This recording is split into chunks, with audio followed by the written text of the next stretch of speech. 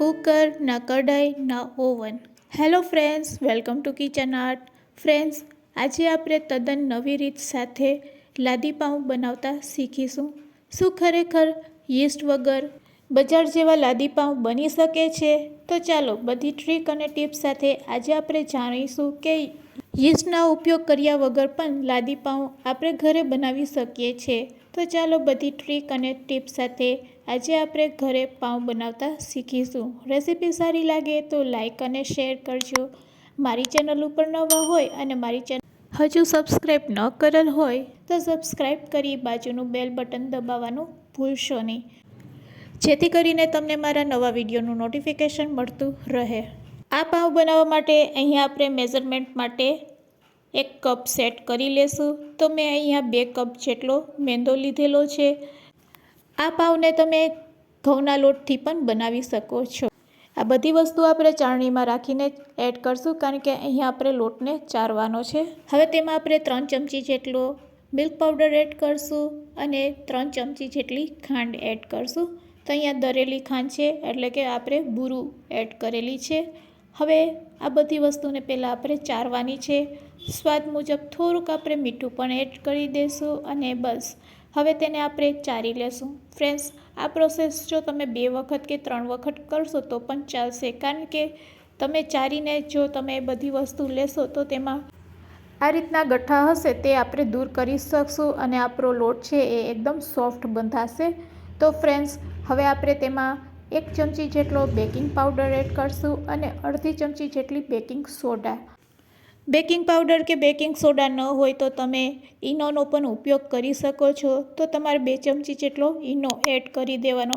પણ ત્યારે મેં બેકિંગ પાવડર અને બેકિંગ સોડા લીધેલી છે અને તેનાથી આપણે આ ડો બનાવીશું.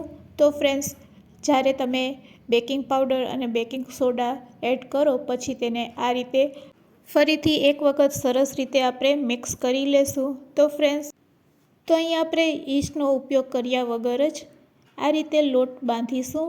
હવે તેમાં આપણે ફ્રેશ દહીં નાખીશું. દહીં ખાટું ન હોય તેવું આપણે 3 ચમચી જેટલું દહીં અને 3 ચમચી જેટલું અહીંયા આપણે તેલ એડ કરીશું.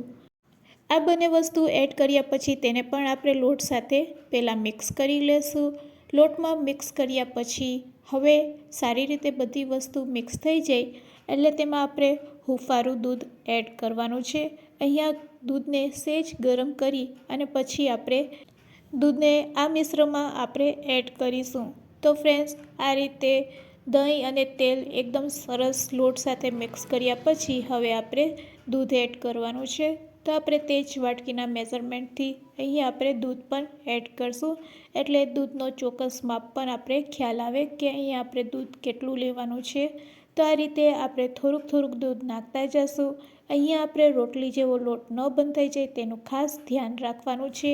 તો આ રીતે આપણે દૂધ નાખતા જશું અને આ રીતનું નરમ આપણે ડો છે તે રેડી કરવાનો છે. તો તમે જોઈ શકો છો. તો આ રીતનું મિશ્ર રેડી કરવા માટે અહીં આપણે 1 કપ જેટલા દૂધની જરૂર પડી છે.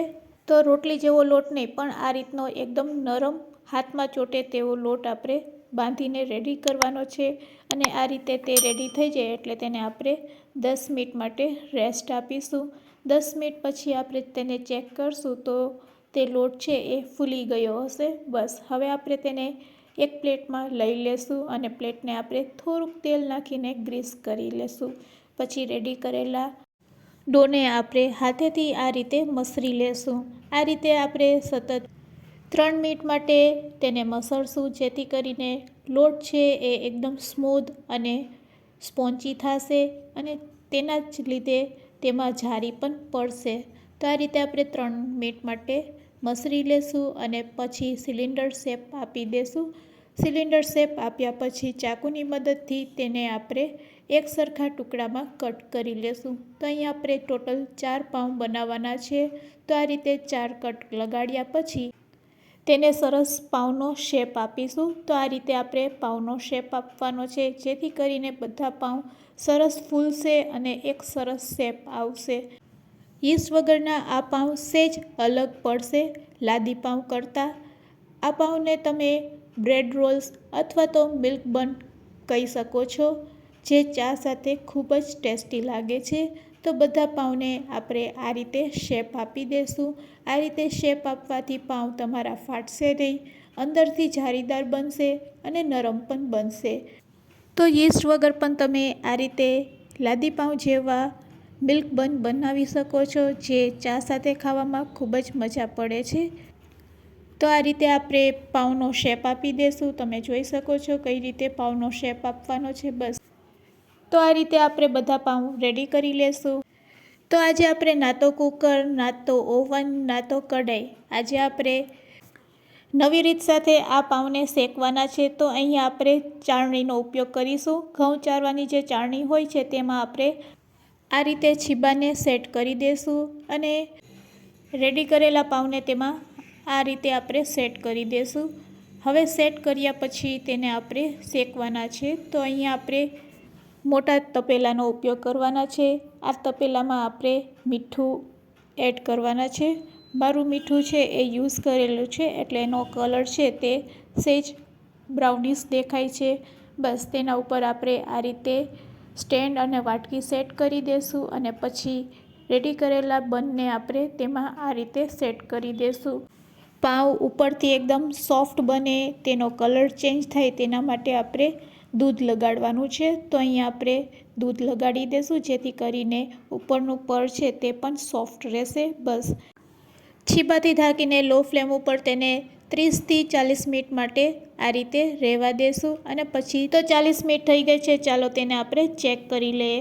ફ્રેન્ડ્સ, અહીંયા આપણા પાઉં બનીને રેડી છે. યીસ્ટ વગર જો તમે પાઉં બનાવશો તો તે આ રીતે રેડી થશે. પણ આ પાઉં ચા સાથે ખાવામાં ખૂબ જ મજા પડે છે, કારણ કે આ પાઉં પણ અંદરથી ખૂબ જ સરસ પાકી ગયા છે, પોચા થયા છે અને જાળીદાર પણ થયા છે.